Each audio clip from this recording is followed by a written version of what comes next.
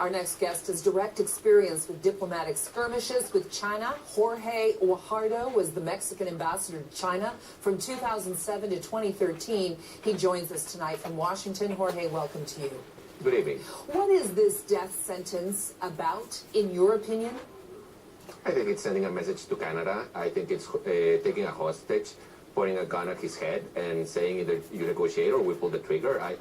That's how I see it. So China retaliating or trying to force a negotiation against Canada for carrying out the extradition warrant. What should Canada do about that?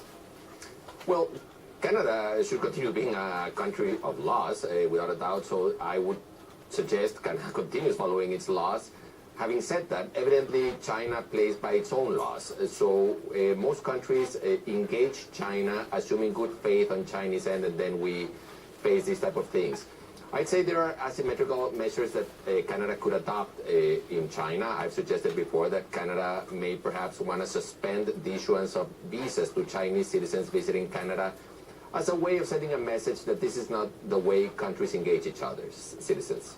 Okay, suspending visas. What would be the pressure? What would be the message to Beijing? How would that impact and help us get what we want?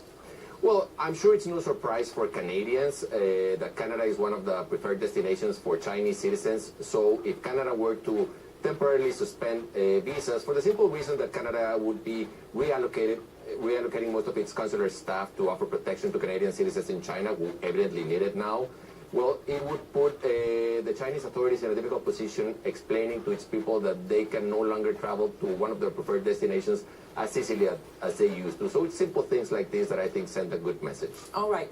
What about, we're hearing today from some in the Canadian intellectual, the scholars, etc., saying that perhaps it's time to consider diplomatic measures, further diplomatic measures, like asking the ambassador to leave, or, as you have suggested, closing our consulates in China. What do you think?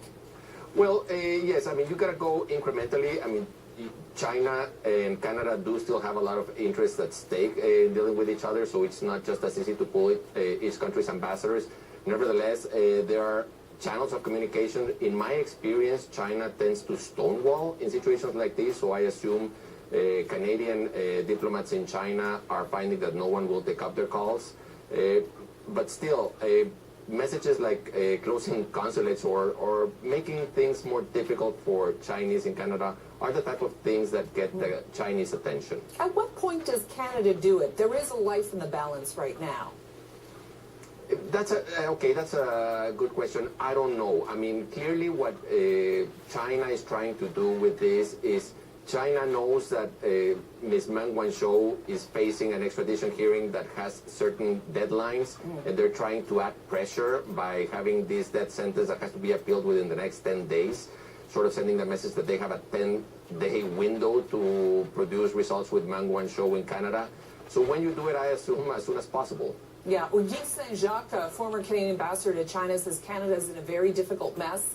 Time for Canada to call a special rule of law dialogue with China. And this is a special dialogue, may be familiar with, between China and Canada that was set up in 2016 after the Chinese complained about Justin Trudeau bringing up consular human rights issues with Chinese leaders. Here's what Guy Saint-Jacques had to say. I think that we should ask for that meeting to take place very rapidly. It would be a good opportunity to impress on the Chinese side that they have to abide by international law. They have to understand better how extradition treaty works, and we could also raise the case of Mr. Schellenberg and ask for a fair hearing when his case will be finally heard by the Chinese Supreme Court. What do you think? Well, one, I have great respect for Guy Saint-Jacques. Nevertheless, I think the Chinese will not be predisposed to listen to Canadian pleas at this point. So I focus more on coordinating with the United States, a joint response. Meng Wanzhou's detention and extradition is at the U.S. request.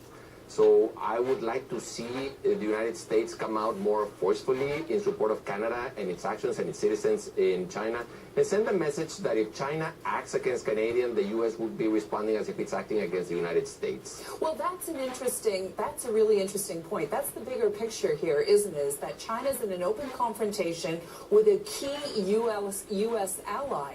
And, you know, should the United States feel compelled to step in?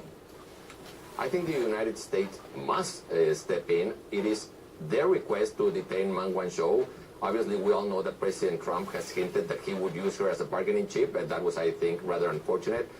But still, I think the United States still has a role to play here and sort of send a message, and a clear message to China, that when they go after Canadian citizens in China for the detention of Meng Wanzhou, the United States will interpret it as going after U.S. citizens. Yeah, is China perhaps testing not only Canada, but the United States' resolve to stick its neck out for its key allies? Well, in China, there's a saying that you kill the chicken to scare the monkey. And in this case, I think that's exactly what they're doing. They're going after Canadians because they think they can, they feel they can, to sort of send a message to the United States. Okay. Jorge Guajardo, thank you very much for joining us tonight. Thank you.